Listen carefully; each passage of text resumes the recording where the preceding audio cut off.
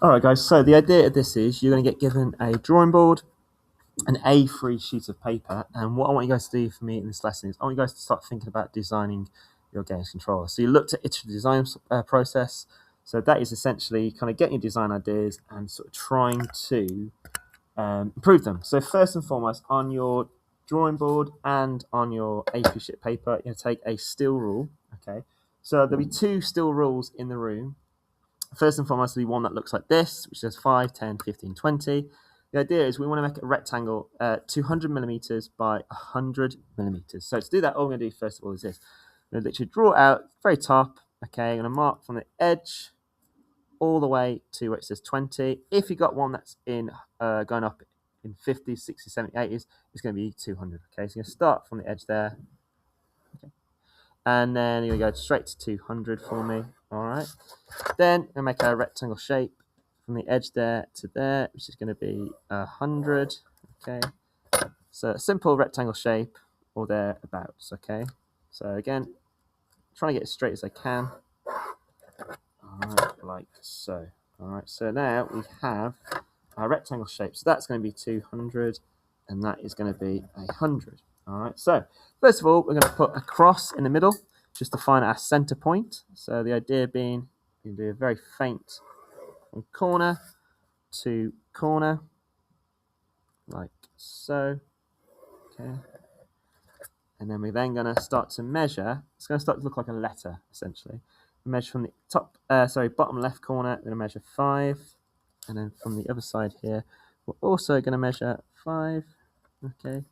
Then in the middle, I'm going to bring our 3 where it hits the center. Okay. So where it hits that cross there, I'm going to put the ruler at 3. Go across at 6. Okay. All right. Then on the edge line, we're going to join that line and also that line. Okay. So at the moment, it's starting to look a little bit like a games controller.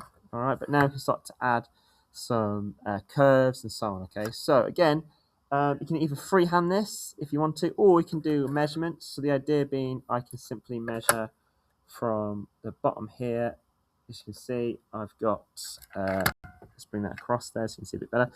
3 to the end there. So go 3. I could even do another, maybe let's say 2, so it's not as harsh, and just join those two up like so. Getting that curve again, that's going to be 2,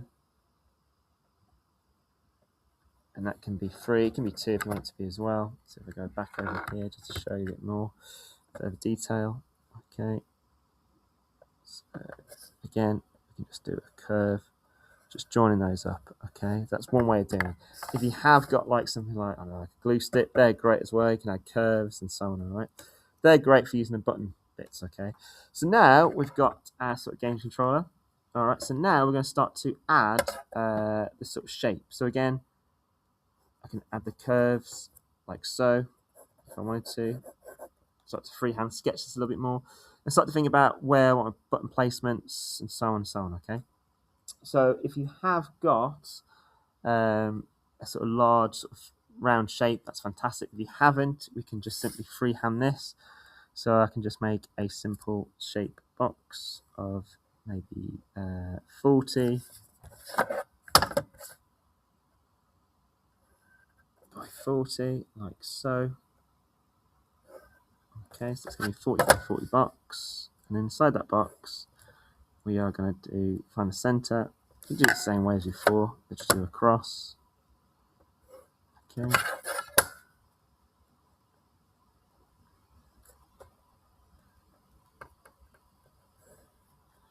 And then just do another one in the middle.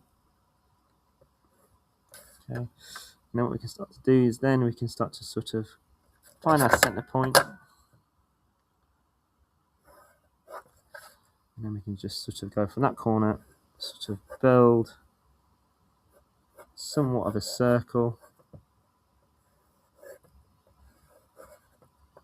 Not the greatest looking of circles, but that'll do. Okay, so we've got a circle going on there.